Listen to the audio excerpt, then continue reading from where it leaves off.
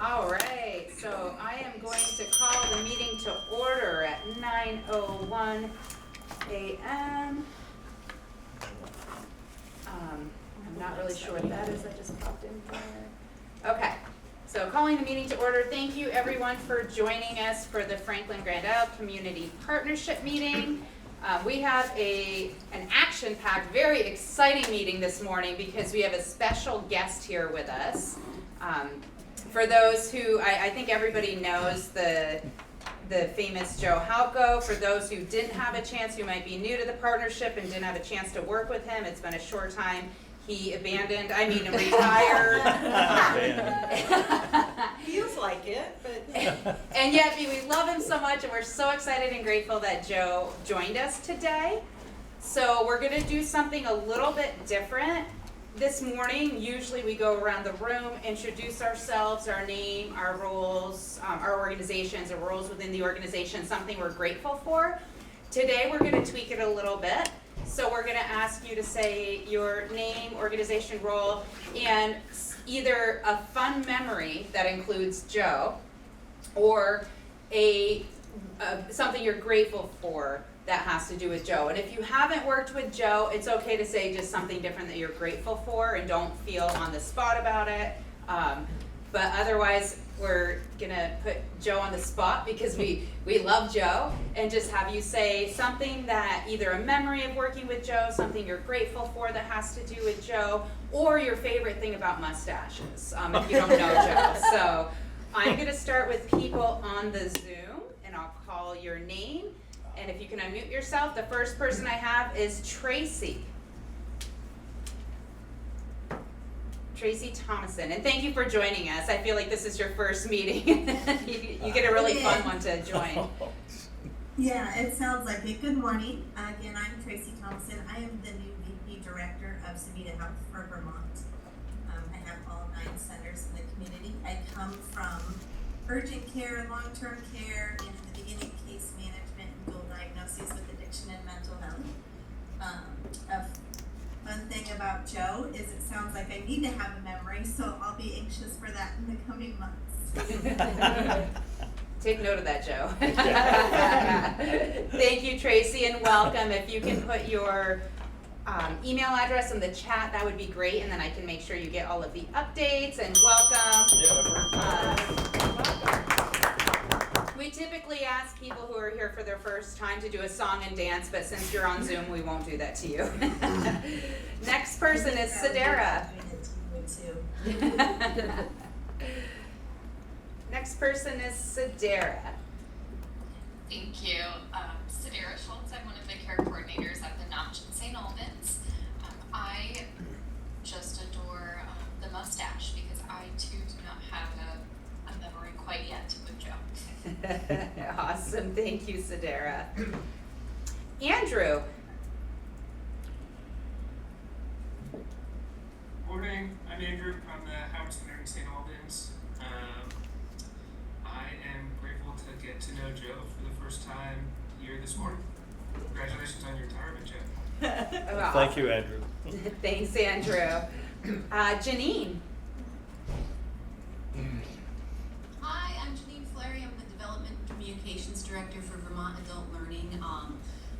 My entire point of reference for Joe are these meetings, and all of my memories are mostly of him bantering with our former regional director, Eric Peterson. Yes. He's another one we need to get here for a visit. Thank you for that. Randy. Yeah, we're still hiring for that position if anybody has anybody looking. Okay, if you want to email me the job description, I can send it through the weekly updates too. Awesome, I will, thank you. Thanks, Janine. Randy. Good morning. My name is Randy Allen, Turning Point of Franklin County, a recovery coach, and I do not know Joe, but I am very grateful that today I have friends and family to support me when things get tough. Awesome. That's actually very applicable to the personality of Joe too, that he's a supportive person. So thank you, Randy. Sending hugs to you. Michelle. Good morning, everyone. Michelle Tran, Housing and Support Services, Parent Child Center.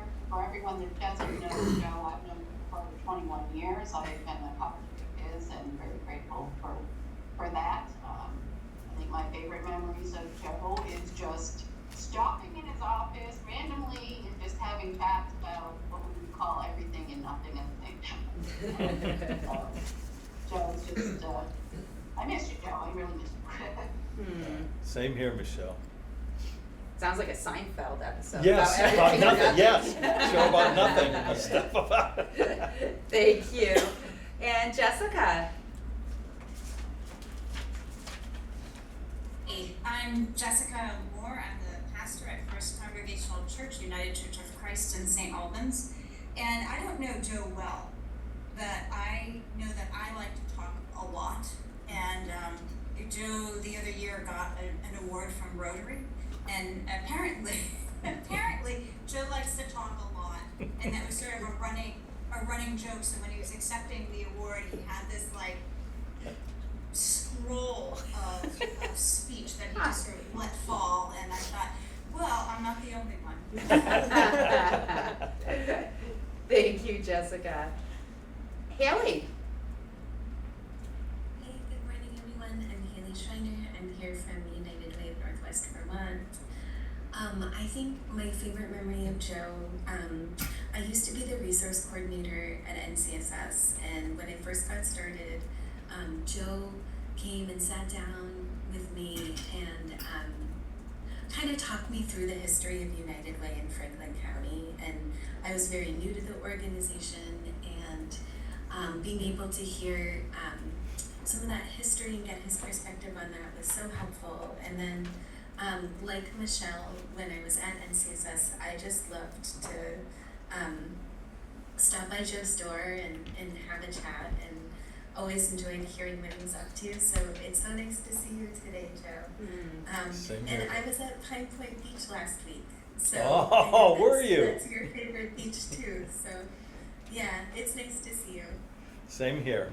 And I'm glad you enjoyed Pine Point. Oh my gosh, I love it. Where is it? Pine Point is in Maine, and the interesting, if I could interject, Yeah. the interesting thing about it, we stumbled on it, I don't know, 15 years ago or whatever, is it's just north of Old Orchard, which, as those of you who are familiar with Old Orchard, it's like chaos, with everything that goes on there. This is just north of that, and it's like a whole different world. The beach is not totally packed. It's really, really a nice location. And it's not far from Old Orchard for those who are taking children, so. Sounds like a good vacation spot. I know it is. Awesome. Thank you, Haley. Ali? Yes, hi. This is Ali, BBF Regional Manager, and what I know about Joe is just like you said, his mustache for someone who's trying to raise some beard. It's always neat and very well trimmed. And also, Joe holds a lot of institutional knowledge about the region and also a lot of nonprofits in serving the region as well. And to me, he looks very young to be Thai actually, but a special big up to Steve. Thanks. Thank you. And Beth?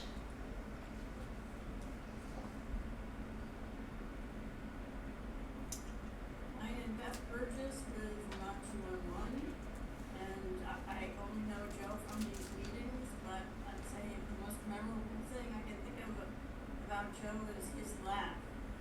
Aw, Very warm and contagious. that's a good description. Yes. Awesome, thank you.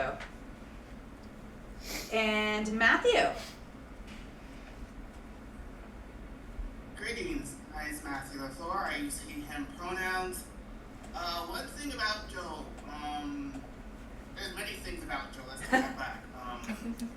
He supports, not just myself, with services that are needed, that are helpful across the region, but also with Joe, he understands the individual access need of the person too as well, and he tries his best,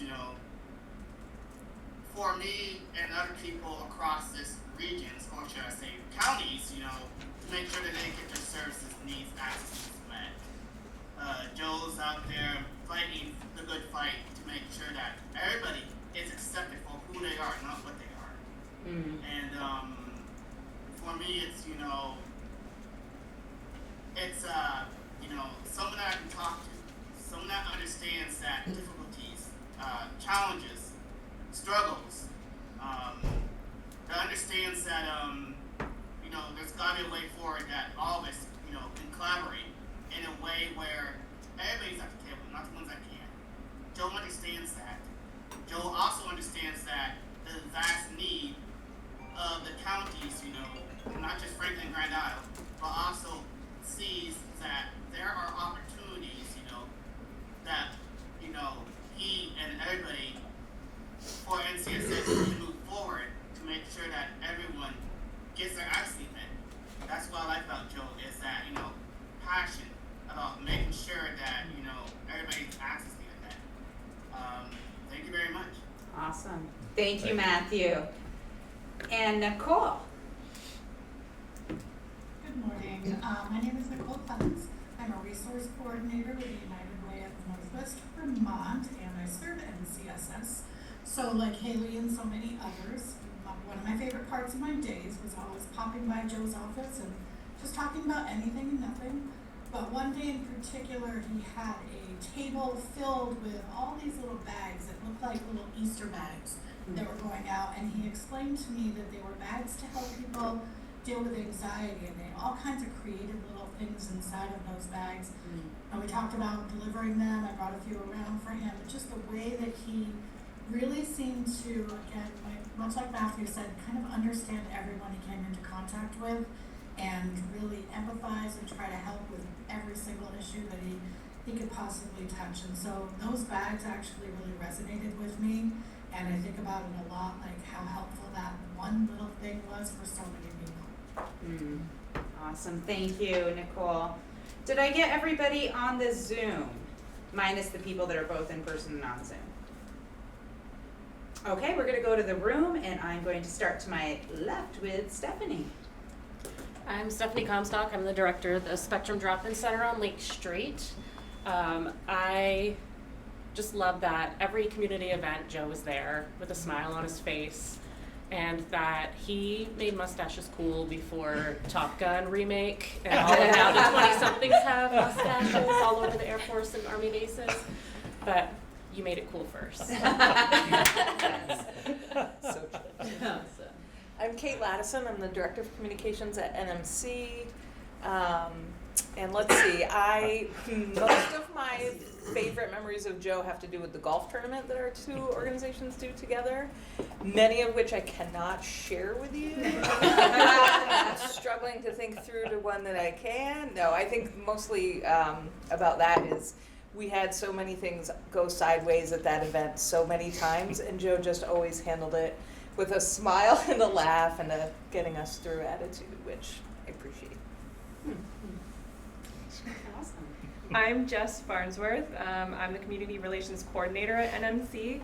And in the brief time that I got to work with Joe, I think some of my favorite moments were the golf tournament, since that's like the main event that we worked together. And I just really enjoyed that he welcomed me with open arms, even in the midst of chaos, since I joined right towards the end and about the event to go off.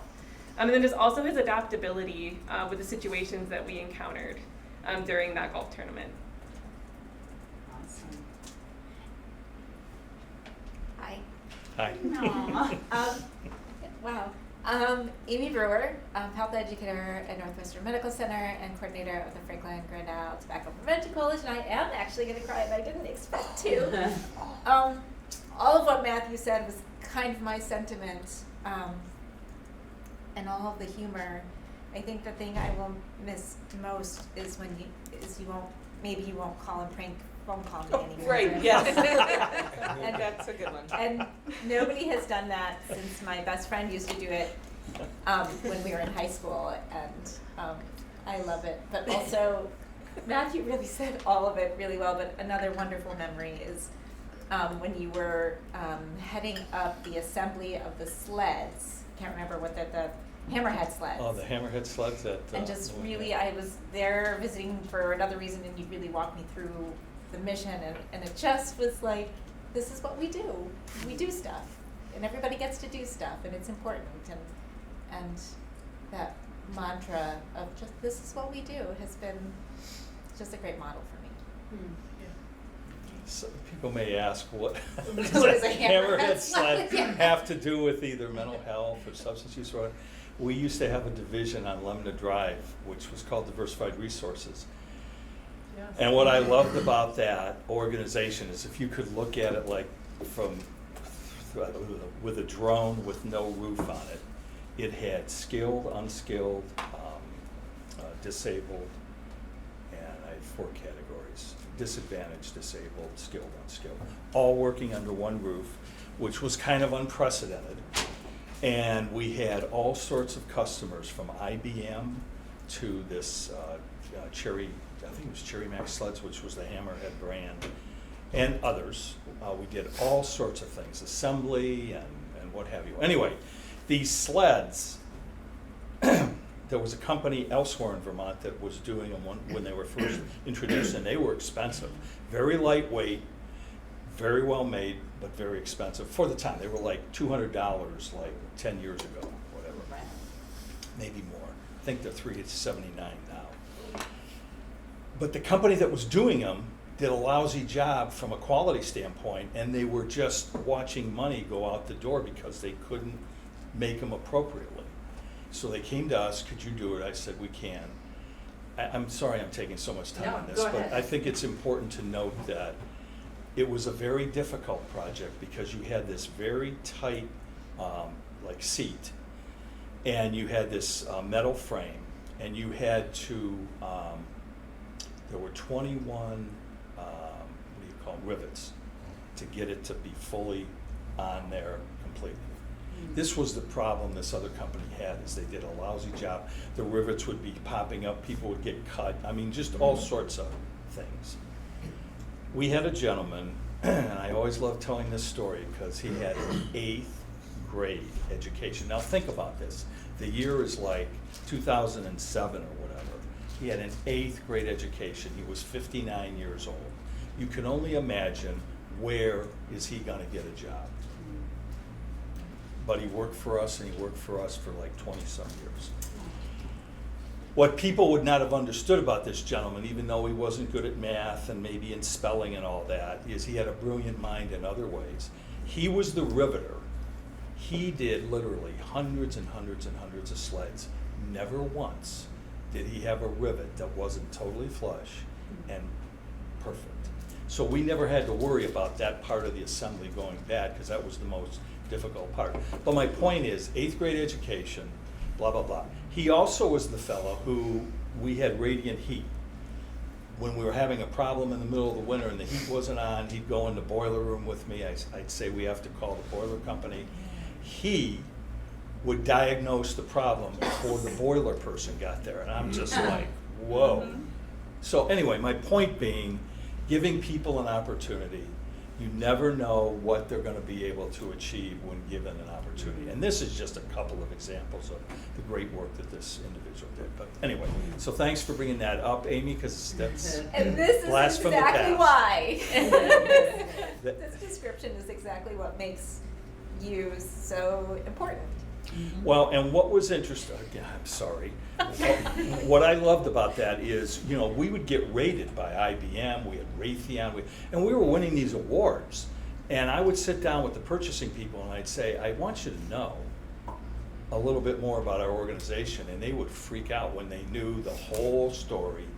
And like IBM used to utilize it from a social responsibility standpoint, because they knew it was an organization that had various types of skilled and unskilled and disabled. But the point was, when we're getting a 99.9% rating from a company, and they're saying it's the best of any vendor they have, that was pretty special when you think about the group of people that were doing the doing. And they worked together. It would be amazing to see them together at lunch and that. You'd think there's no way. I have stories beyond stories. It was the most fabulous time at that point in my life. I had been in for-profits my whole life, and I had never been in either a warehousing or a manufacturing or an assembly organization that came together the way these individuals did. It was really gratifying to see that happen and to have them making a contribution where in some cases people wouldn't hire them. So anyway, thank you for bringing that up. Tough act to follow. Poor Jackie's like, yeah, I'm here. I'm Jackie. I work for the health department in St. Albans, and I am the emergency preparedness specialist. I also coordinate the local medical reserve corps. And I think, one thing I really appreciate about Joe is I think he really helps me in my job, like especially right in the beginning with trying to help me get my unit out into different community events. And now that he left, I always am like, who do I contact? Like I was emailing Amy like a couple weeks ago, like, I need this and I don't know who to reach out to. So, but yeah. And my response was, yeah. But she helped me out, found someone. But I think another thing Joe doesn't know is I feel like I've been able to personally connect with you because you actually really remind me of my uncle, my mom's oldest brother, whose also name is Joe, and also has the same haircut and the same mustache. But your like jokes and banter are very similar, so feel free to tell her I told you that. Awesome. So I'm Tracy Osterhout. I'm one of the managers at the VNA and Hospice of the Southwest region here in Franklin County. So we were formerly Franklin County Home Health. And so I have not been to one of these meetings probably in a few years. It's been quite some time, so I'm hoping to start back up again. So I don't have a story, but what I would say is I'm very appreciative, Joe, of the fact that this meeting happens, and I think that that has a lot to do with you and the work that you've done here. So that's what I would say I'm appreciative of. Well, thanks, and I will say having your organization here because, Franklin County Home Health, of course, was an institution in this community for so long. And it was a really difficult time a year ago, about a year ago, is when this all began to take new shape. And I think it's so important that an organization with expertise was able to step, and let me frame this a little differently, a Vermont organization that was able to, because trust me, there were out-of-towners called Collect who were trying to get in here, and they were from other states and not with the same mission, I would say, that that this organization has. So, yeah, it's great to have your organization Hi. Hi guys, I'm Danielle Roberts. I'm the new director at NCSS for Community Relations. So Jackie, I think we had spoken before. Otherwise known as the new Joe. And what I'm appreciative of Joe is that he's still here for me, even though he is retired, checking in, just the other day I had like, hey, like you've been here for 2 months now, like how's it going? So while I only had 3 days, well, from my time with Joe, 2.5 days, or 1.5 days, I could just see like the impact that he had on other people. And for me, it's really nice coming into a position where someone's modeled the way in such a positive light. So having the opportunity to step into a role, but to also still have someone who, was such an outstanding person, citizen, NCSS team member, it's really nice to have that influence too. So thank you. I have. We're skipping Joe, yeah. Okay. Yeah, we're gonna come back to him once we're done. We'll come back till we're all done. Yeah. Okay. John Gordon, Sheldon Methodist Church Food Shelf. In keeping with my line of all my other weird duties, explanations, I am actually a certified level 1 volunteer in the Orleans Southwest Supervisory Union. And once a year, I take my little model railroad train board and go to Hardwick Elementary School and spend a day letting kindergarten and first grade kids play model railroad. And once every 5 years, I'm the master of ceremonies of the Sheldon Old Home Day, which is always fun. And my favorite memory of Joe, I guess, I have to admit, I never, even though I do have a mustache myself, I never really appreciated Joe's mustache until the first meeting that he wasn't going to be here after I started coming to community partnership. And I think it was Eric was the one who brought a whole bunch of mustaches, brought some mustaches in and said all of us in the executive leadership team had to put mustaches on so we could kind of play like Joe Halco. Okay. My name is Mary Pickner, and I'm the substance use prevention consultant for Franklin and Grand Isle County. And I've had a hard time with you leaving, so I'm so happy you're here. And I too am gonna cry. You know, I've worked here a long time, and I've made relationships with people that have mattered, and people that I've looked up to and said, you know, I want to be like you. And you know, I think about like growing up, I didn't have a whole lot of like, I want to be like you. And but your kindness and your welcoming, and you know, meeting, you know, once a month and just laughing and yucking it up and just pushing, like just doing the right thing, not because, you know, it's never easy, but just because it's the right thing to do, and standing up for that and speaking about that. It matters to me, you know, and we live in a world where people choose not to, and choose to do things that are easy, rather than what's right. And so I'm grateful and honored that, you know, you've been part of my life for decades, really. And I do remember that man fixing stuff. Oh, yes, yes. I'm like, oh, you know, not the handyman, but I'm fixing it. I'm like, okay. So, but thank you for everything. That really touched my heart. Good morning. You're right. Chad Fallon, Department of Health, Chronic Disease Designee.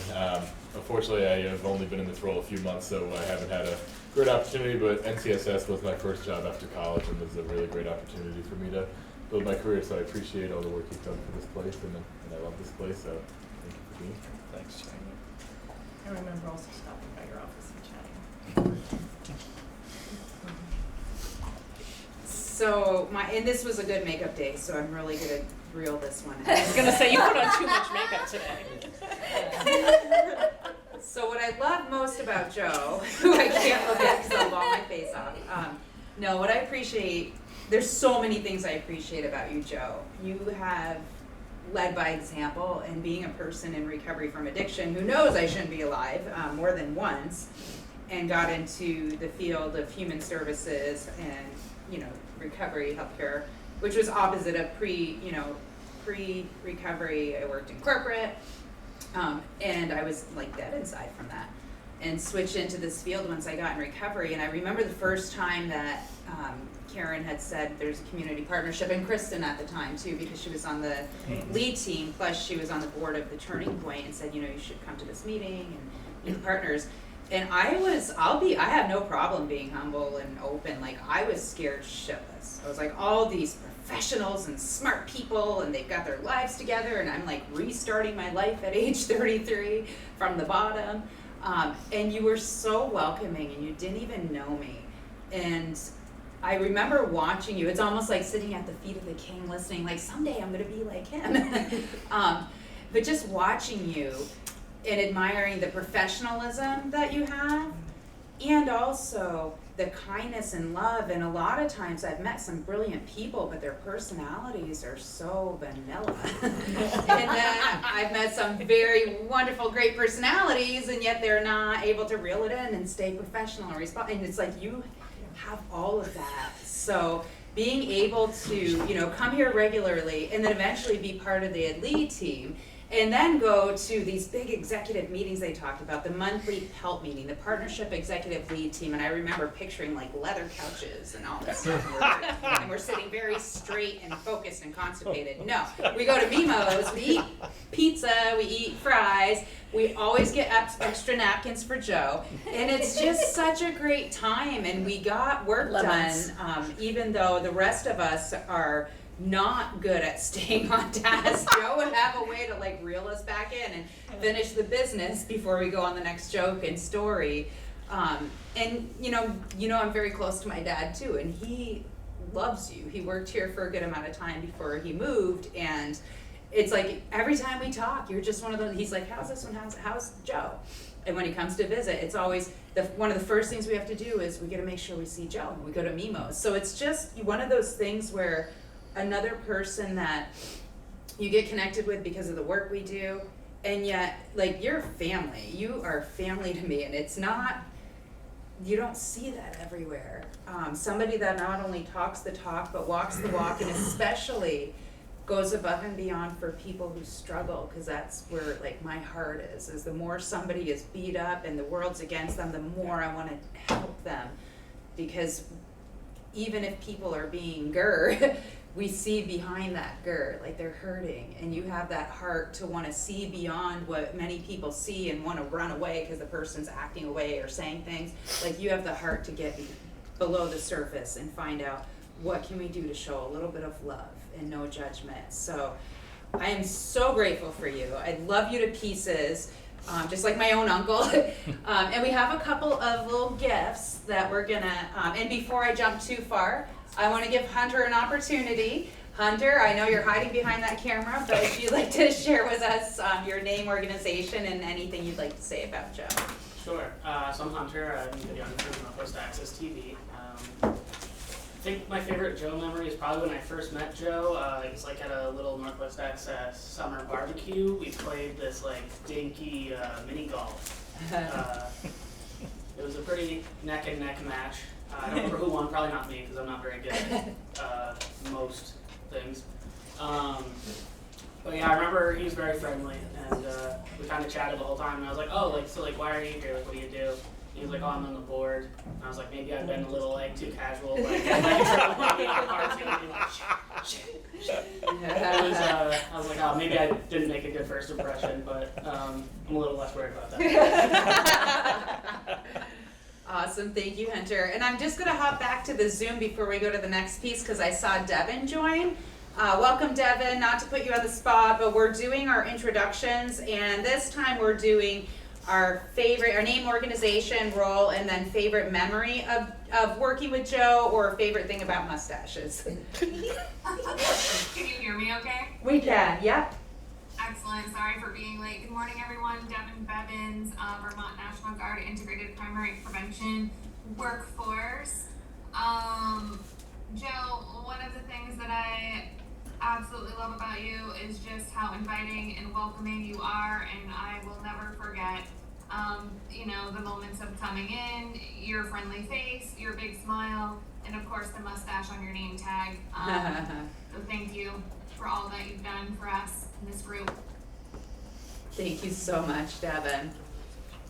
So at this juncture, the next piece I did add on the agenda is just like an extra few minutes to celebrate Joe. So we're gonna give him a couple of just little gifts and put you on the spot to open here so you can share with the group.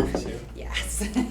You know, we do have a presentation today. We do. But the beautiful thing is we're not quite at the time for the beginning of the presentation. Nice try though. You don't necessarily have to go through all the cards right now, but Okay, the gifts are important to share. Very nicely wrapped. This is like Christmas coming early. It's all I have Oh, is great. Christmas Okay. paper. I was thinking it was very, the tartan goes well with the mustache. Oh, there you go. Okay. It's a mustache. Some of they're like photos or something. Danny, what do you think this is? Yeah, no cold feet. Oh, this is great. Awesome. Never have cold feet again, as mustache from face to feet. And it will be quite a feat. So thank you very much. This is awesome. Boy, look at that. We won't make you put them on right now. I thought of that. So I was like, oh, Do you want the bubble? no. There's probably cat between the bones. Is that what? I learned to ask.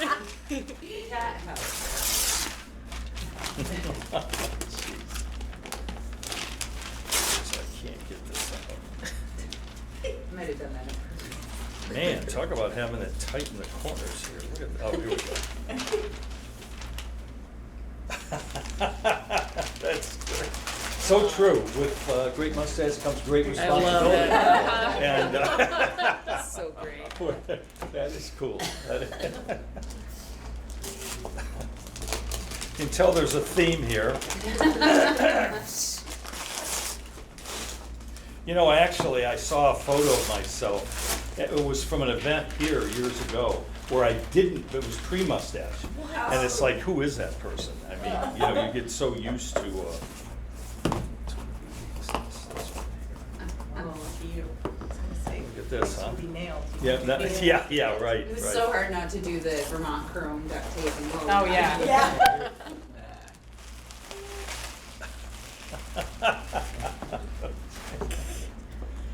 Happy retirement, Joe Halco from Franklin Granite Iowa Community Partners. We wish you best. You will be missed, and of course, a mustache. I love it.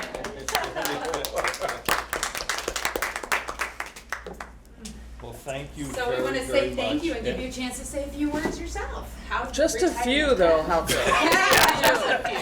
40 seconds or less. Yeah, that's like, I will tell you, get at the board meetings here years ago, one of our board members used to pull out the phone, and like all the directors would have an opportunity at the end of the meeting to talk about certain initiatives or what have you. So he'd go around and he'd say, you know, how much time do you need? How much time do you need? And everybody would give like 3 minutes, 5 minutes, 2 minutes, whatever. And it would come to me, and I would say, well, I think this month I can do it in 3. The first thing he would do is he'd say, I'm giving you 6 because, and I am gonna time you. So he would actually time you, and the buzzer would go off and all that, and it would get a good laugh. But number one, I don't know what to say. Number one is thank you very much. First of all, none of this was necessary. You know, we do what we do each day, and we try to do it the best that we can. The one thing that I probably have been proudest of about this group is that it's the only partnership that still meets in the state of Vermont. For those of you that aren't aware, in 2000, I think it was 2008, they were state positions. There were 12, I think 12 coordinators around the state that were state employees. 2008, I don't know if you remember, but we had like a rescission and everything. They were cutting jobs, and there was all sorts of really rough time. The state said, we're going to keep the position, but it's going to 50%. So now it became a part-time job for individuals.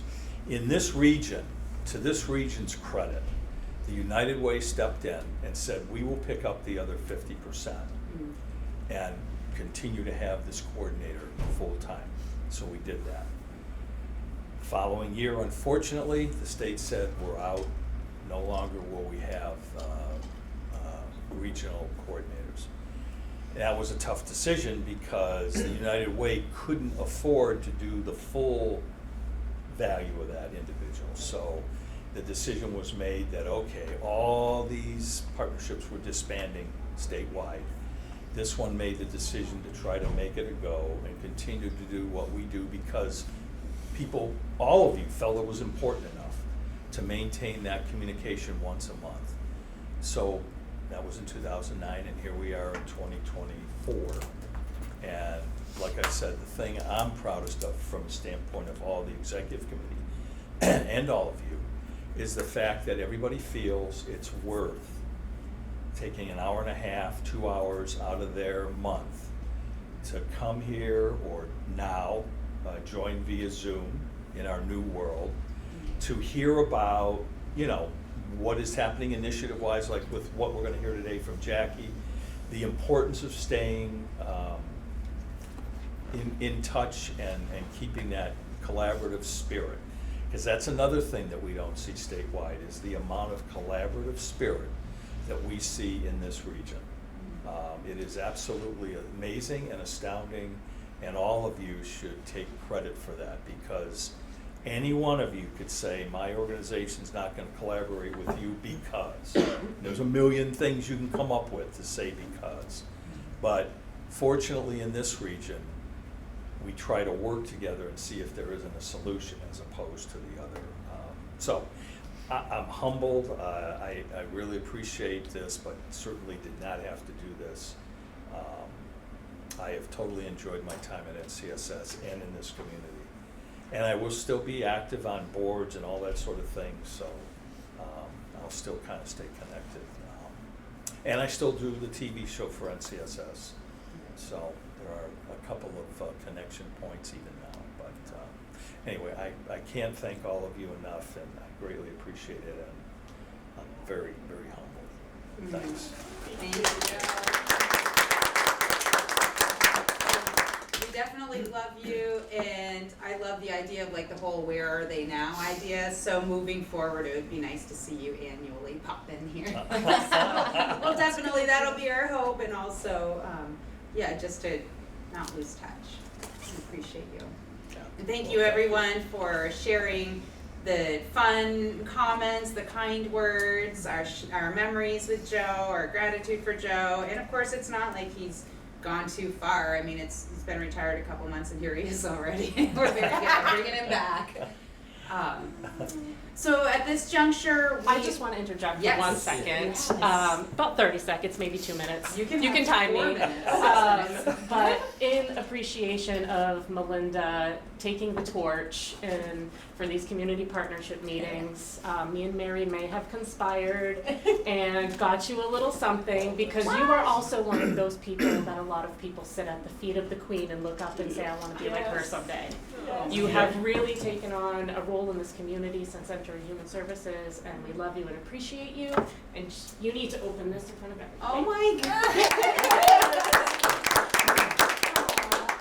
I find it interesting. It's like, how do you keep secrets? When I won the award earlier this year too, I'm like, how did I not find out about that? Thank you. Well, this was in my Amazon cart before the last meeting even ended. Yes, okay. In the spirit of partnership. Oh my gosh. I can't see with my glasses. I can't see that close. Franklin Grand Isle Community Partnership. You guys, oh my gosh. That is great. That is great. awesome. Thank you. You're welcome. Oh, how exciting. Joe. Look at that. I mean, the one thing I did not leave behind was I had. You did give him a gavel. Well, wait a minute. No, wait. The gavel goes back to when I was a senior in high school. Believe it or not, I got that out of the attic or whatever. When I became the facilitator, I thought, well, we need something fun other than the bell and all that, and that's a gavel to start the meeting and end it. Why not? Nobody does that anymore, unless you're in court, Yeah. So anyway, so I said, I remember I have my gavel from when I was student council president way back in 1862. So I found it, and that's what we were using for years to open and close the meetings. So that was the one thing I didn't leave behind. This is A little fabulous. passing of the gavel. This is awesome. I love that. I couldn't understand why you took that. I was like, Yeah, it has it's got name, all that stuff on it, I was like, Yeah, what's he doing, running with the gavel? He could have taken Yeah, it in really. the office. Say- Mike takes the gavel. Well, he left everything else in the office for me, so I Oh, boy. Perfect stuff. Oh my God. Stephanie. Like everything's in the bar. You said I don't have a gavel, so I went right on Amazon and I made sure you had a gavel. Rectify that. Oh, that is cool. Tracy had to That fix is glasses when great. you go out. Thank you so much, you guys. I so appreciate you. I just Yeah, you're love this welcome. group. And in the spirit of driving forward, thank you again. We sent out the meeting minutes in your packet, so we're looking to, does anybody want to make a motion to accept the minutes as written or to verbalize any modifications or edits? So looking for a motion. Motion to approve. Thank you. Amy, do we have a second? I second. Stephanie, thank you, Stephanie. All in favor? Aye. Any opposed? Okay, thank you so much. So now we are going to, and thank you so much for your patience because we did start 5 minutes later than I hope to. So I want to introduce Jackie Kelly, and I'm so grateful that you're here to share this presentation. When I was looking ahead and saw your name and the name of the presentation, I know I talk about you probably more than you'll ever realize and sing your praises, but super grateful that you're here to share about Be Bright at Night, and just grateful for all the work that you do. I know many people know Jackie's name, and she has done some phenomenal work. I think I recall reading an article recently in the paper too. So, you know, in the spirit of talking about people who are recognizable for going above and beyond and caring for the community, Jackie's one of those, so you have a very appropriate month to present. So I will turn the floor over to you. Sure. Is it okay if I sit here? You can do whatever you're comfortable with, and Danielle is a rock star up there. She's going to help with running the PowerPoint for you. Perfect. And just want to make sure too, can people on Zoom can see, because I'm not Zoom here. Well, maybe all others other than Yeah, I will. Thank you so much.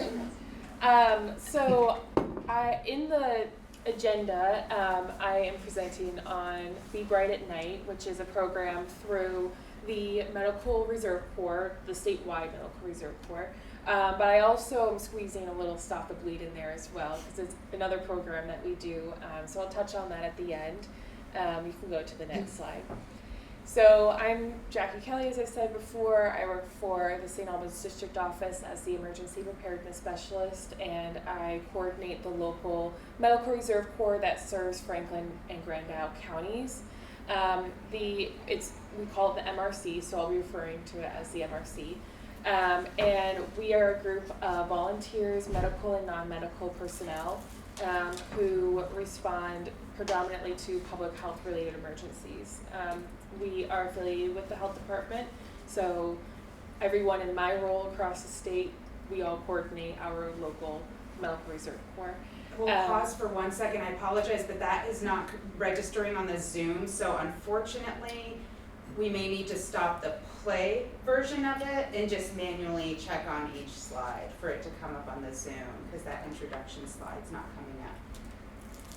And I apologize, that's been the trend here. We have not figured out how to fix that yet. So if you close that completely, that PowerPoint presentation, not the whole presentation, but if you close the one where you hit play, like that screen, there you go. And then if you just manually go through these slides, it's not as professional looking, but unfortunately it's the only way that Zoom is going to play nicely with us. There you go. Perfect. Are you able to minute? Oh yeah, there we go. Okay. So part of the MRC, we train our volunteers to respond to emergencies. So we do a lot of training around things like points of distribution. You may have seen our volunteers at COVID clinics and stuff like that. We do all sorts of stuff. We respond to floods and hand out water test kits. We do a lot of fun things. So if you're ever interested in volunteering or know someone who wants to, let me know. We do have a minimum age, which is 18. So next slide. So starting with Stop the Bleed, why are we talking about this? I just wanted to start off with some of the data. So data for early 2021 show that cyclist death rose by 5% from 2020. And more pedestrians were hit and killed in the U.S. in 2021 than any other time in the past 40 years. And so part of the program with Be Bright at Night is education around pedestrian safety, bicycle safety, driver safety, and then we also talk a lot about reflectors. What are they? How do you wear them? And we do hand out reflectors as well for free. And I'll show you a picture of what those reflectors look like. But speaking of reflectors, so cyclists without reflectors are first visible to drivers at 75 to 100 feet. And cyclists with reflectors are visible at 450 feet, which means that drivers have 10 seconds to react rather than 2. So especially thinking about Vermont roads that don't have a lot of sidewalks, bike lanes or where people are walking can be very narrow. and quite dangerous. There's a lot of windy roads, there's not a lot of lighting on the roads. So it's important for people to be visible. We hand out like a small reflector, but we really talk a lot about like what clothing should you be wearing? What does reflective clothing look like? If you don't have reflective clothing, what else can you be wearing? Like what are some bright colors? I will say that the presentation we have currently is very geared towards children, especially younger children. So we make a lot of fun and really go through like, name me some bright colors, you know, where do you think you could put a reflector? What do you do currently for safety when you're out walking or biking or moving around? You know, those kinds of things. We just try to keep them engaged. And I also give them coloring pages afterwards about bicycle safety and pedestrian safety, and tell the teachers, you know, maybe you think about asking them to color the clothing something really bright, and, you know, try to get them to see like what's easier to see and what's not. We show them pictures. Do you see this person who's wearing all black crossing a sidewalk or a crosswalk at night? No. Do you see this person who is crossing the same sidewalk or the crosswalk and is wearing, you know, reflective clothing? Yes.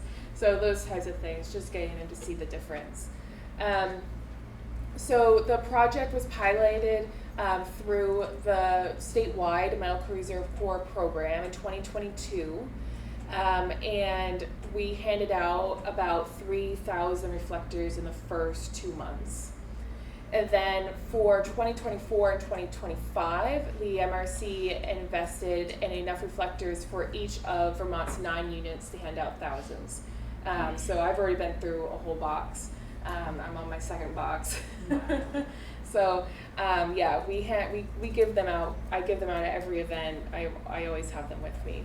And the goal is just to make wearing reflectors second nature. We want people to wear them. We're targeting kids because they tend to be out and about a lot. We want them to think it's cool. So we're also encouraging other organizations to think about, like when they're doing free giveaways or whatever, for the community to think about like reflectors and how could they make it fun and interesting and engaging for young people. So for this year, I'm pushing this out particularly around Halloween.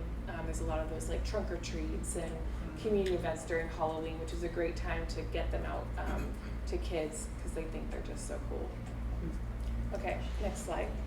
So again, kind of just continuing, you know, there's a lot of motor vehicle crashes that involve pedestrians and cyclists, especially in the evening months, or in the evenings in colder months when it's darker. We have really dark winters that are long, difficult to see people who are out. We have bad roads, and then also just to understand that encouraging safe infrastructure and public education can really make a big difference in saving people's lives and preventing injury. So how this, go to the next one. Okay, sorry. No, it's okay. So how this came to be, we actually have a unit coordinator in Middlebury. Her name is Beata, and she is from Norway. And so in Norway, they have Reflex Day each October, and it's been going on since 1956. This is celebrated every third Thursday in October.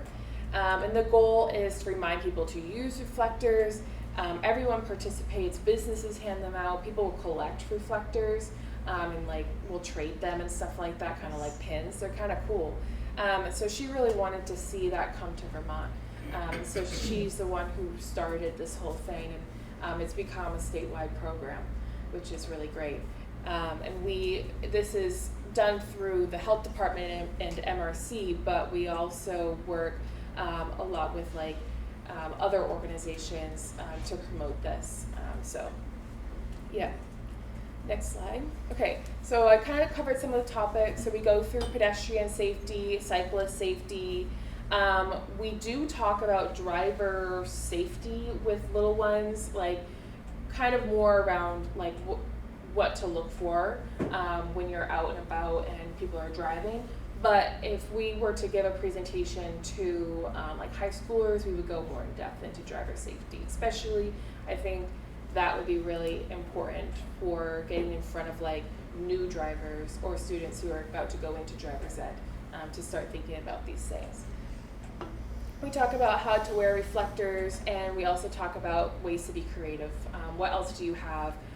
Do you have a flashlight? Is it better for it to be a stagnant light or to be blinking? You know, those types of things.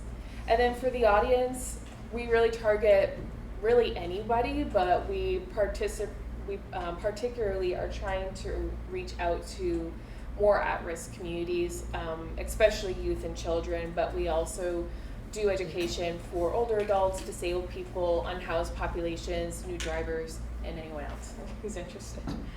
Okay, next slide. So I do have a video. This is a video that was done by the health department, and just kind of shows how to wear reflectors and what this program is. When walking, biking, or rolling at night, make sure you're visible to drivers by wearing light and bright clothing. Or, better yet, bring flashlights or bike lights and wear something reflective. If you are wearing reflectors, they should be visible from the front and the back. A reflector should dangle. Drivers are 3 times more likely to notice movement more than a stationary reflection.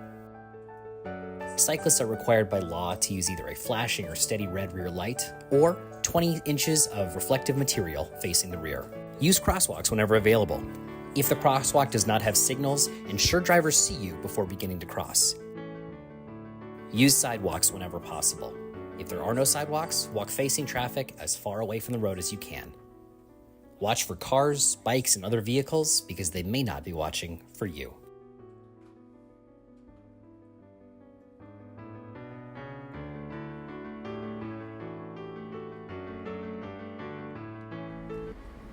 So that's the video that we created just to kind of promote the program and get the word out. And I think it did a good job of just explaining like the importance of reflectors. Or is it just? Oh, I'm sorry. It's important to know how to protect yourself against the sun's harmful rays. Also important. Also important. That, Go out at night, wear a reflector. Right. Okay. But then you gotta worry about the mosquitoes. Yeah, that's good. But those are the reflectors right there, and you can see from the video like how well they actually reflect. When you have them, when you're just holding them and looking at them, you're like, this thing work, and but they actually do. So yeah, you know, you could see in the video how hard it was to see the actual person, but you could see the reflectors. So it is important. Like we go through. You know, the fact that they should be dangling so they move and catch that light in different ways. You can hang them from a zipper or a pocket or, you know, wherever. We talk about, again, ways to be creative. Where else can you put it? A backpack. It's best to have more than one. So if you have pockets that they can dangle from, having one on each side of the pocket. If you can put a third on like the front of your jacket on the zipper, or maybe on a backpack or something like that. That's really great as well. Yeah, okay, next slide. These are some of the Be Bright at Night materials that these are posters that we can distribute to partners who are interested in having these in their space. So when these first came in, some of you might know Karen Guerin, who's our school liaison. I gave her a bunch of them to give out to the schools so they can put, you know, in their buildings. So if anyone is interested in any of these materials, let me know, reach out to me. I'm happy to get them to you, and you can hang them up wherever you would like. But they are helpful just to show people different ways to be safe.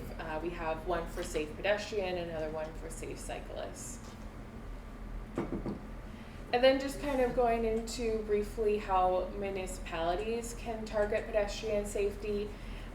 So they can enact policies and that protect community partners or members while traveling, maintain existing sidewalks and street lighting. I know that can be hard, or advocate for sidewalks and street lighting. Strategize about infrastructure changes to maximize community benefits.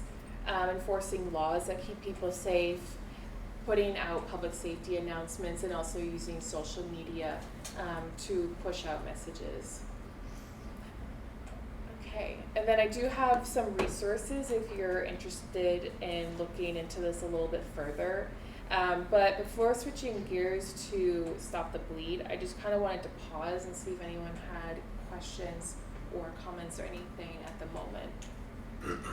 In this whole thing, I love this, you know, having, you know, driven around here and almost hit people, you know, riding your bike and wearing black, or wearing black and walking the baby and pushing the baby in a black stroller, yeah. But do you have the conversation about walking against the traffic? We do. Okay, because I keep wanting to have cars and stop and go, here, this is for you. Yes. Yep, that's part of the pedestrian safety information.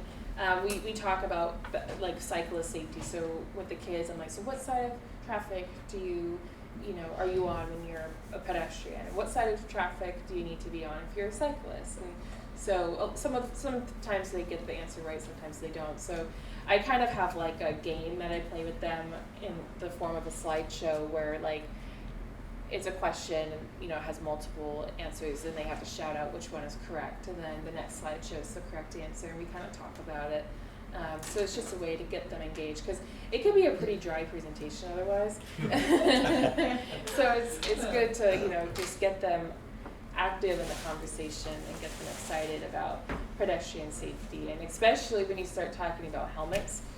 A lot of kids don't think helmets are cool, they don't wear them, so really talking about it. And some kids have personal stories of either themselves or a sibling or somebody who they know that did not wear a helmet, got into an accident and got severely injured. So it's actually helpful when they share those stories and, you know, have their peers listen to it and understand like why these things are important.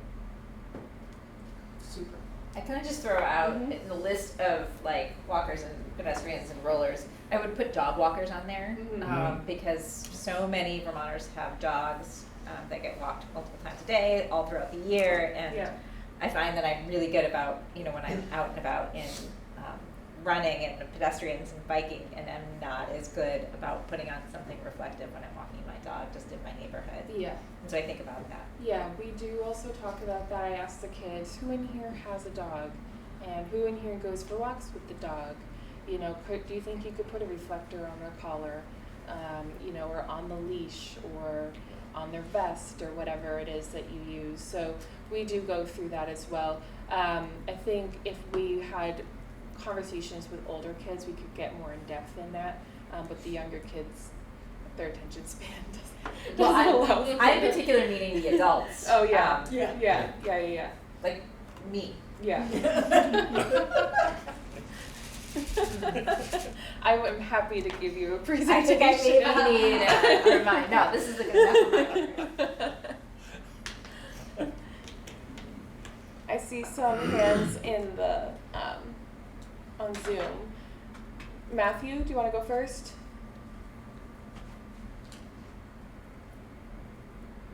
Oh. Haley. Hold on, Matthew, we can't hear you.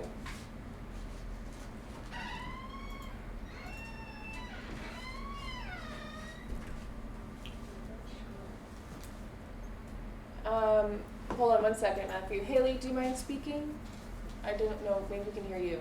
Yeah, thank you so much. I just went to the website to check really quick about the resources, and I'd love to encourage people to check this out. One of the questions that I have is there a place where people can go to get reflectors, either for free or at a very affordable cost, if they decide that they do want to use them? Yep, so the Medical Reserve Corps, we give out reflectors for free. Every unit is a bit different. So for my unit, I bring them to like any community event that we're at. But also if someone's like, I really need one and I don't know what community events they're going to be at, they can always come by the district office. We're located on 27 Federal Street on the second floor, and request one, and I'm happy to give them one. or someone else in the office can get them one. We work across Franklin, Grand Island, Chittenden counties. Do you know if the district office, that's on Pearl Street in Chittenden, right? Is that's currently closed, or where is the district office here? They moved over by the Social Security off Pine Street. I don't actually know. Lakeside. Oh, That's where it is. Lakeside. Yeah. Lakeside. Okay. Yep. Great. Yeah. So. Yeah, go ahead. I'm more than happy to, like, if you want some for your organization, just let me know. I can get them to you, or the emergency preparedness specialist, August, in Burlington could also get you some, depending on like what's easiest. But you can always like stop into one of the district offices. Obviously, let us know that you're coming before and how many you're looking for, and we can give them to you. Yeah, that sounds wonderful. I'll reach out to you later on to check in about that. Perfect. Awesome. All right. Thank you so much. Matthew, do you want to try it again?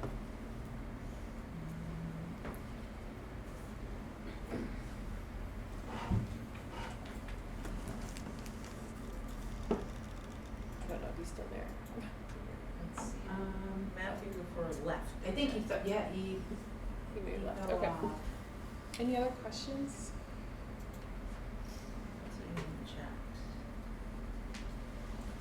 Right. I'm gonna go into Stop the Bleed. So Stop the Bleed is another program that we do through the Medical Reserve Corps. This is a national program, and we have trained volunteers and the unit coordinators to be able to provide Stop the Bleed. It's exactly how it sounds. We're teaching people to stop the bleed. This is a class for anybody, whether people have medical background or not. We have two different presentations. One is for lay personnel and the other is for medical personnel. The medical personnel one does get a bit more in depth and has some graphic images. But it's a wonderful program. We are doing this through MRC Strong funding, which is it's a grant that we received, which is amazing. And the mission is to increase the coverage of Stop the Bleed throughout the state, train up instructors, because it's a pretty highly requested program, but prior to us being able to provide it, there wasn't a ton of people who were able to provide it. So that's why we took this on. We work with other partners around Stop the Bleed education to coordinate training and delivery. So for instance, with my unit, some of you may have seen, if you are involved in the Chamber or Rotary, we are doing a Stop the Bleed class on September 16th at 1. We're doing two. One is at noon, the other is 5:30. It's open to anybody, it's free. If any of you are interested, you don't have to be a member of the Rotary or Chamber to go. And we are doing that at People's Trust at Franklin Park West. So just email me and let me know if you want to attend, or send it out to people, or email me if you want like information to be able to send out to people that you know. And we are also working on trying to translate Stop the Bleed materials to reach non-English speakers. The Stop the Bleed program, the national program, only has it translated into Spanish. So we're trying to expand that and translate it into other languages as well, and then share those resources back with the national program. All right, next slide. So this is a poster, again, that people can use. They can, if you ever wanted it up somewhere in your building, you could. But it just shows the 3 very simple steps to stop a bleed, which is applying pressure with your hands. If that doesn't work, apply dressing and then pressure. If that doesn't work, then you need to apply a tourniquet, and it just goes through the steps of applying a tourniquet. And obviously to call 911. So this is essentially the training program that we go into, and really just dive into these different steps and what does that look like. We talk about like fear. I mean, it's scary if you're ever in that situation. It's scary to think about. So we talk about that. We talk about ways to be creative. If you don't have a tourniquet, what else could you be using? What could you use to pack a wound if you don't have sanitary dressing or whatever. You know, the program wants people to wear gloves, but that may not be realistic depending on the scenario. Okay, next slide. So why is this important? Minutes really count. Someone who is severely bleeding can bleed to death in as little as 5 minutes. And if you think about EMS services, are they going to get there in less than 5 minutes? Probably not. You might have to step in and try to help that person. And this is one of the leading causes of preventable death is bleeding, like severe bleeding. And this can happen in all sorts of forms. People usually automatically think about like a gunshot wound because, you know, that's what you hear on the news. But it can be anything. It could be a car accident. It could be you're cutting up vegetables in your kitchen and you cut yourself. It could be, you know, you trip on something or glass breaks. It could be literally anything. So that's why this is important. We talk about where could you keep a Stop the Bleed kit? Like maybe you should have one in your house. Maybe you should have one in your car, like in your glove compartment. You know, we have so far been really focusing on schools, especially since they're going back to school. We've been training up staff, so like classrooms, your AEDs, first aid kits, that kind of thing. And the course is usually 60 to 90 minutes, depending on the number of people who are there. The most of the time is taken up by doing the hands-on. We have dummy legs that we have people practice packing wounds and applying the tourniquet and what that feels like and understanding how tight that tourniquet really needs to be to stop that bleed. So that could be kind of fun. People tend to enjoy that, which is nice.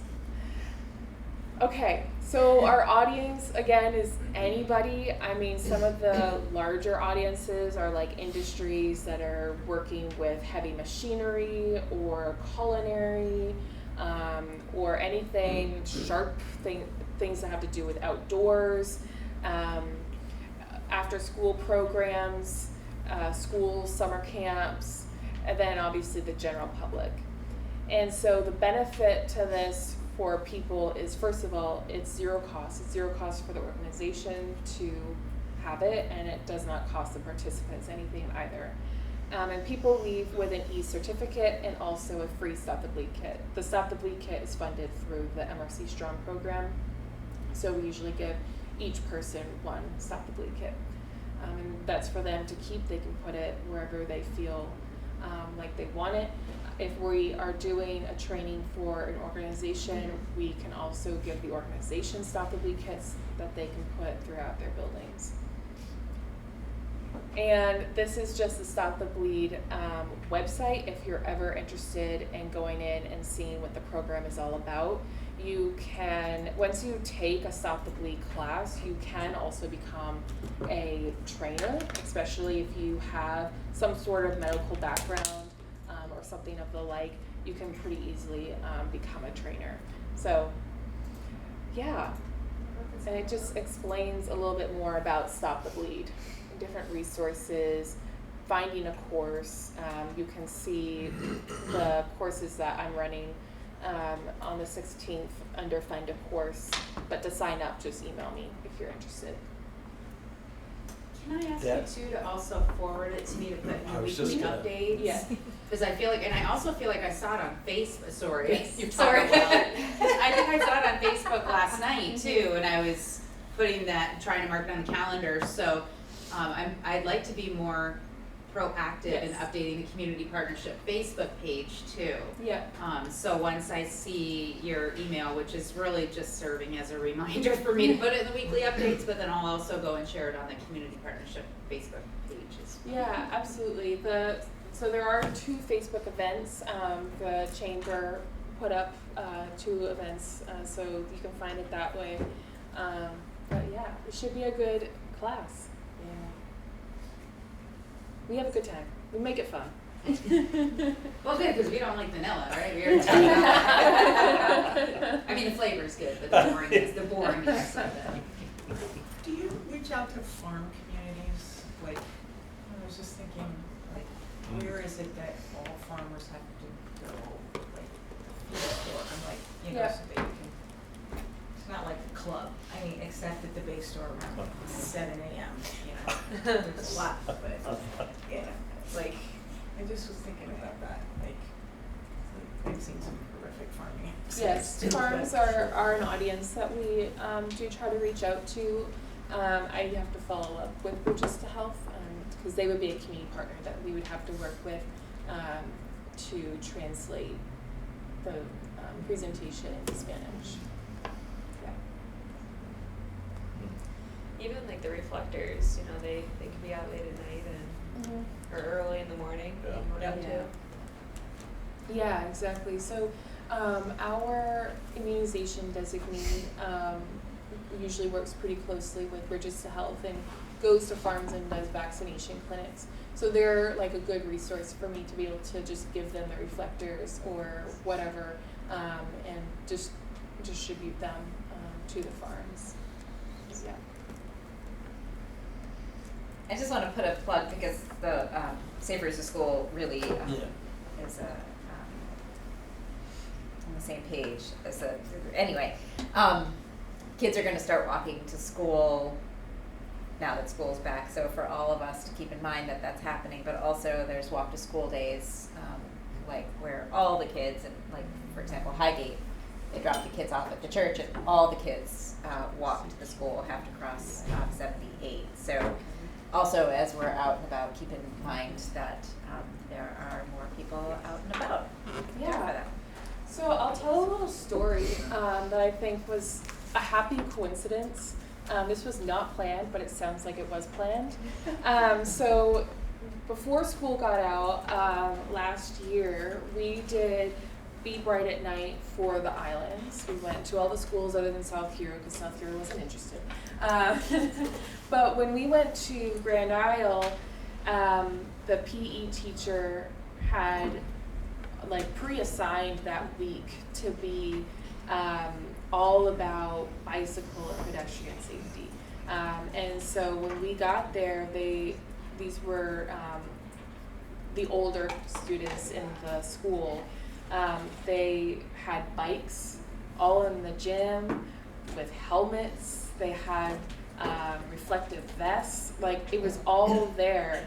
And they had just had a conversation with the PE teacher about how to be a safe bicyclist because later in the week they were all going to bike to school. And so I actually had, so it was like, I think the class was like, what, they go up to 6th grade now, is that correct? So it must have been like 4, 5, and 6 or something like that. And I think it was 6th grade that was having that conversation with him before. So I actually asked some of the 6th graders, like, would you be interested in teaching like the bicycle portion of this? Because I mean, you just took it.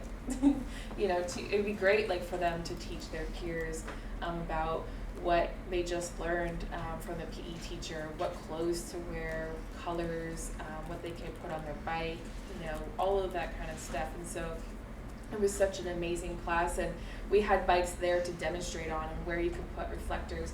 Because I have these snap bracelets. These, we also give these ones out. These, actually, I'll show you the ones we actually give out. These are different.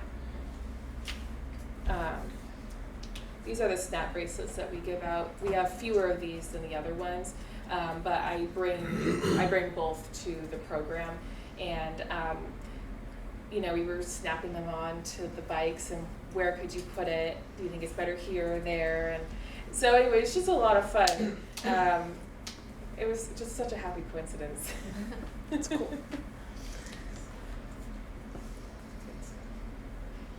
Awesome. Any more questions, comments? And I just want to say thank you so much again. That was such a fantastic training, and it was just interesting, the timing of a number of things today. Like I said, I saw the advertises through the Facebook page, so I'll make sure to share that, and then having you add that to what you were sharing today about Stop the Bleed, because that really caught my attention. And then of course having you here on a very special anniversary, or I want to say anniversary because I like to do this annually, but I don't mark the date. I don't know if it's the same date, same time. It'll probably be the same time, not the same date. but also being here on a very special day where we can just continue to remind Joe how missed he is without throwing in any lines about him abandoning us. So Recording stopped. I'm glad you stopped recording when I threw in that abandonment line. So at this juncture, we've got about 10 minutes. First, thank you. Yeah. And we've got some time left if anybody has any upcoming initiatives, events, announcements. We have a couple events in go ahead, September. The Buddy Walk, so that's to promote awareness for Down syndrome, and really we're trying to make it a community event. So friends, family members, always welcome. So there's going to be free food and a lot of activities for like younger kids. But the walk starts at 1 o'clock. Registration's opened at 12:30. And it goes until 2. So really short event. Come, and again, we're walking to raise awareness and inclusion for people with diagnosis with Down syndrome. So that's the 22nd up at Collins Hurley, so right here locally. And then the other piece, so I gave some stickers out, and I have more for people, if you're looking for some, and I know Amy, you just came in right after I did that, so I can get you some too. Oh, I'll just steal. Okay, okay, perfect. I mean, we're the same organization. Yeah. Tug of war. Yeah. So September is Suicide Awareness Month. 9/8 is the first 988 day. So for those who don't know, 988 is the Suicide National Crisis Number. You can call, text, or chat online with it. It's completely anonymous. NCSS is one of 2 teams in Vermont that has their own designated call center for that group. So between us and the Northeast Kingdom DA, we handle all the calls that come, or text messages or online chats that come through. So that's been really cool to come to NCSS and to learn about. It was something I didn't know about. So one thing that we're trying to do is obviously promote resources and making sure that people know that there's a lot of easy ways to reach out to people, when you're in a moment like that, or maybe you know of a family member who's struggling. The other piece that we're trying to do, and we're trying to get other organizations to do, is just to spread positivity. We talked a lot today about Joe and his ability to be inclusive of everyone and warm and welcoming, and whether you've known Joe forever or just a short time, like myself and some other people, the impact that one small positive thing can last for a long time. So we're trying to promote positivity throughout our region, our community, throughout our businesses. So one thing that we're trying to do right now is someone write a positive message, take a picture and post it on your social media, just encouraging things like that. But we have a lot of stickers and other resources that are coming through, so if you need anything, let me know. And then another event that we're doing that's promoting suicide awareness and prevention is Afterglow. So we partner with the Afterglow Committee. That's going to be on the 21st. So are we? You are too. Yeah. Awesome. Yeah, and I know they're going to be looking for a lot of volunteers, especially on the day after for cleanup. It tends to be the same people, I heard. So if you do want to come and volunteer, definitely feel free. I'm definitely happy to bring some of those reflectors there. Like, I was just thinking, this is my first year being part of the event, Jackie, but when you reached out, I was like, a lot of people are probably walking home after Afterglow, so I can see how that would be, a reason to be there. So I'm not sure if you've had any luck with John, but again, I'm happy to help advocate for something like that. But yeah, those are all my updates for the NCSS. Seniors need their 10 hours of volunteer service too.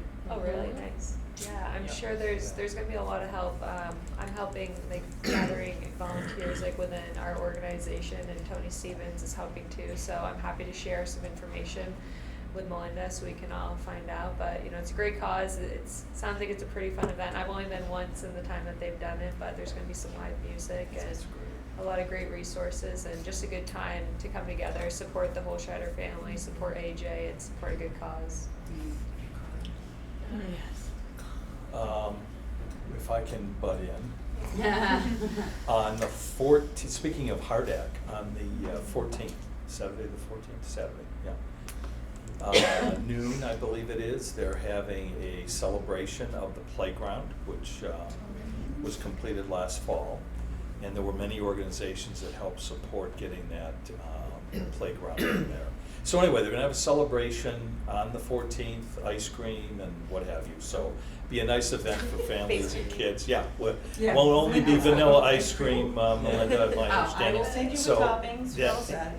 That will take place there. Prior to that, actually, this Saturday, if you happen to be around Taylor Park at 10 a.m., you might be seeing some people who look like ducks waddling around.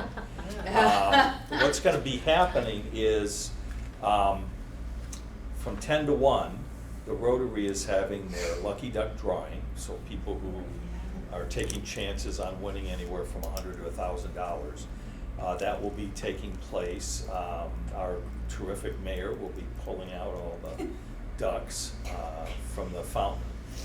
And that'll be followed by the Rotary's 100th anniversary celebration for the community, which there'll be some speakers and what have you. There'll be hot dogs and water and some other food as well. So anyway, all that's going to be taking place from 10 o'clock to noon or so on this Saturday at Taylor Park. And it'll be fun for families and kids and that sort of thing. So anyway, that's this Saturday as well. And if I can say, the afterglow and the collaboration over the years with the Afterglow Foundation, that is a phenomenal event. And, you know, the point is getting parents to talk to their children about suicide as comfortably, well, it wouldn't be a comfortable conversation, but in the same vein as they talk to their kids about sex and alcohol and drugs and all those sorts of things. That is one of the primary things that John would like to see happen, is that parents actually begin talking to their children at a younger age. Well, not even at a younger age, at any age, because they typically don't, about suicide and suicide prevention. So.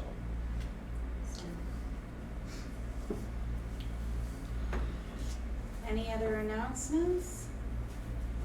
I have one, and I'll share the information with you because it's not my event, so I don't have it off the top of my head. But speaking of the Medical Reserve Corps and the Health Department, the Burlington District Office and Chittenden County Medical Reserve Corps are running a dental pop-up clinic, a free dental pop-up clinic, on the 21st of September in Burlington. And I'll send you the flyer that you can send out. Thank you. Did I see a hand, Amy? Was that you? It was me. Oh, okay, sorry. Yes. No, it's okay. Just briefly, NMC's been working really hard on access to healthcare, and so I'm happy to say that we've got a bunch of new providers joining us. We have a new cardiologist, a new pulmonologist, a new urologist, a new general surgeon. I feel like I'm forgetting a couple, but it's after really struggling for a long time to attract new people, it's just encouraging to have some folks joining. So. And I'm going to say I got to meet with all of them, and they are fantastic individuals. I adored every single one of them. I can't speak highly enough. Got some great people. Yeah. And the best part is, after you met with them, they're all still here. I'm sorry, Amy. I just couldn't resist. None of them resigned immediately. Yeah, I just could not resist. I'm so glad because I'm worried that I won't be the butt of the jokes anymore. Right. Oh yeah, I used to when the butt cleanup starts every year, Amy would always get an email about no ifs, ands, and buts about it, which is what when we, geez, that's a long time ago. 80 million years ago. When NCSS went tobacco free, we did like sign no ifs, ands, or buts about it and all that sort of thing, trying to do a takeoff on the butt of the cigarette. Anyway. But I would call her from time to time, like you'd get an email from her, you know, we're doing some initiative, and I would call with some foreign accent or whatever. And I'd say I was very disappointed that the community's not involved in whatever. And she'd go, well, wait a minute, we are. You know, we're really doing things. So yeah, just to, you know, I'm not trying to, geez, it's 10:30. You do hard work. All of you, from whatever lens you're dealing with the public through, you do hard work. And one thing that you have to do, there's two things. One is be able to sit back and celebrate small successes, doesn't have to be major initiatives, small successes. And number two is you have to laugh, because you do hard work. You've got to be able to just from time to time look at the other side and say some things are ridiculous, that's the way it is, and move forward. So just doing silly little things, and that can really kind of, I think, help certain people get through the day. And it's the same thing as you're walking down the street and you smile at someone. You know, they're not used to seeing that. So it can just brighten somebody's day without even saying a word. So, anyway. Thanks, Yoda. See what I mean? Like, sit at the feet and just get this wisdom. Wow. Joe, thank you for joining us. Well, thank you for inviting me. Like I said, I'm done. Thank you. What a beautiful morning. Nothing else. So. Well, thank you everybody for attending, for your fun comments. Thank you for playing our game with the Joe Halco morning. Thank you, Jackie, again for a beautiful presentation. Welcome everybody new.